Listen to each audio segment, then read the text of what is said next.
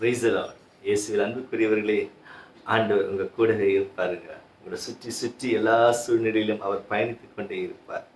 விடுதலை பயன் அதாவது யாத்திரை ஆகமத்திலே 14ஆம் அதிகாரத்திலே இஸ்ரேல் மக்கள் பயணிக்கும் வழியிலே கடலுக்கருகிலே பாளையம் அடிக்க ஆண்டவர் சொல்கிறார்.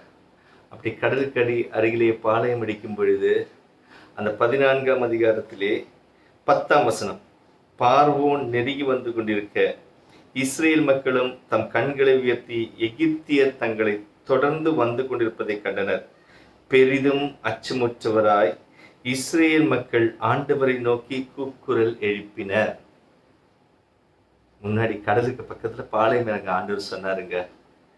திரும்பி பார்த்தா பார்வோனும் படையும் பறந்து சீறி பாய்ந்து வந்து கொண்டிருக்கிறார்கள். முன்னாடி கடல், பின்னாடி படை. ஆண்டவரை பார்த்து கூக்குரலிட்டாங்க. மோசே கிட்ட நிறைய முறையீடு செய்தார்கள். ஆண்டவர் செய்த செயல், இஸ்ரேல், அதாவது 19-20 வசனம் 14ஆம் அதிகாரத்தில், இஸ்ரேல் அணிவகுப்புக்கு பின் சென்று கொண்டிருந்த இறை தூதர் இடம்பெயர்ந்து அவர்களுக்கு பின் வந்து நின்றார். மேகத்தூணும் இடம்பெயர்ந்து முன்பக்கத்திலிருந்து அவர்களுக்கு பின்பக்கம் வந்து நின்று கொண்டது. அது எகிப்தியரின் அணிவகுப்புக்கும் இஸ்ரேலரின் அணிவகுப்புக்கும் இடையே சென்று கொண்டிருந்தது. அந்த மேகம் எகிப்தியருக்கு இருளாகவும் இஸ்ரேலருக்கு இரவில் ஒளியாகவும் அமைந்தது. இதனால் இரவில் எந்நேரத்திலும் அவர்கள் இவர்களை நெருங்கவில்லை. ஒரே மேகங்க, ஒரே மேகம். நல்லா படிச்சு கவனிச்சுக்கோங்க. ஒரே மேகம் எகிப்தியருக்கு இருளாகவும் இஸ்ரேலருக்கு இரவில் ஒளியாகவும் அமைந்தது.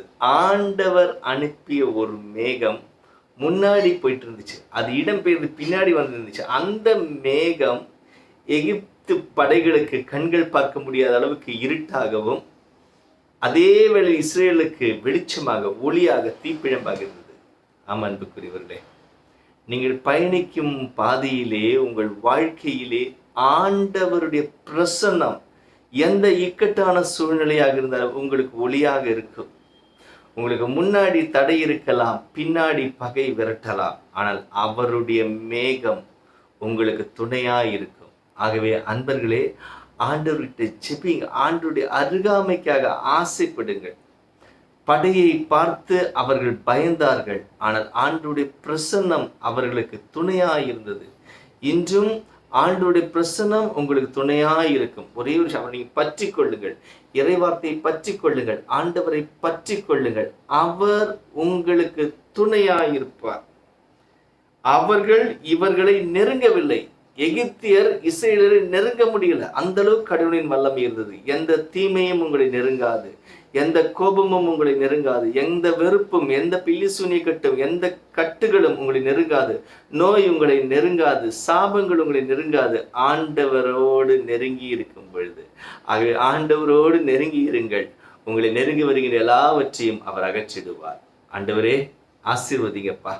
முன்னும் பின்னும் இடப்புறமும் வலப்புறமும் உங்களுடைய பரிசுத்த பிரசனம் துணையாயிருக்கட்டும். ஆமென். வாழ்த்துக்கள்.